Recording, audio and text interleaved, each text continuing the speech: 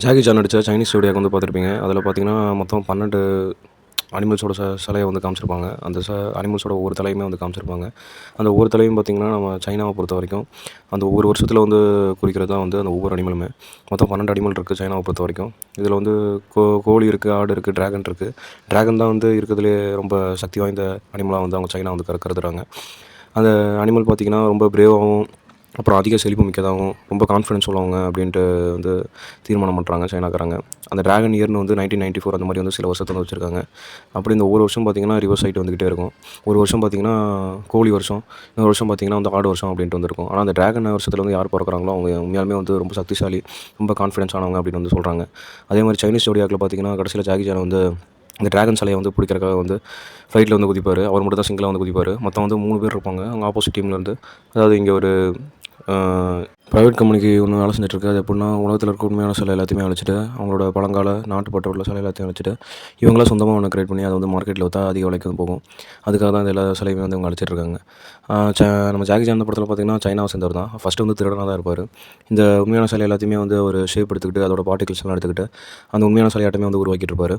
ஆனால் கடைசியில் பார்த்திங்கன்னா அந்த படத்தில் தன்னோட நாட்டுப்பற்று வந்து அவருக்கு திரும்பி வந்துடும். திருடனாக இருக்கிறத வந்து விட்டுட்டு பணத்துக்காக எல்லாத்தையும் செய்கிறத விட்டுட்டு நம்ம நாட்டோட சொத்தை காப்பாற்றணும், நம்ம நாட்டோட பாரம்பரியத்தை காப்பாற்றணும், வரலாறை காப்பாற்றணுன்ட்டு அந்த சிலையை காப்பாற்றலான்னு வந்து பிளேன்லேருந்து குதிச்சிருவார். திரும்பி நல்லவனாக மாறுற மாதிரி சிலை எல்லாத்தையுமே வந்து தன் நாட்டுப்பற்றுக்காக வந்து காப்பாற்றுற மாதிரி வந்து காட்டுவார். இது மட்டும் இல்லாமல் இது வந்து ஸ்கையில் வந்து தான் காமிச்சிருக்காங்க. இது எரிமலையில் வந்து இந்த ட்ராகன் சிலையை வந்து போட்டு அழிக்கலான்னு வந்து பார்ப்பாங்க இந்த பக்கத்து நாடு. ஆனால் அது வந்து தடுக்க விடாமல் ஜாக்கி சான் வந்து இதை ட்ரை பண்ணுவார்.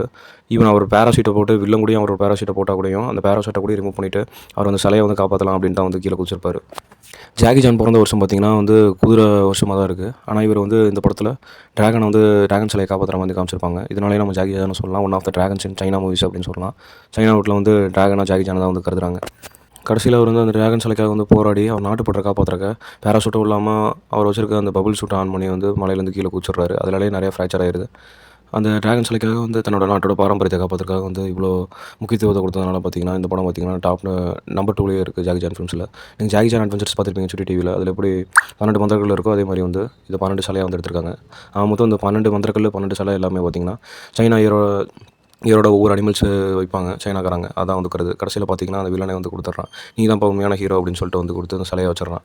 எங்களோட நீ தான் உன் நாட்டுப்பற்றுக்காக வந்து அதிகமாக பாடுபடுறான் அப்படின்னு வந்து சொல்லி கொடுத்துட்றான்.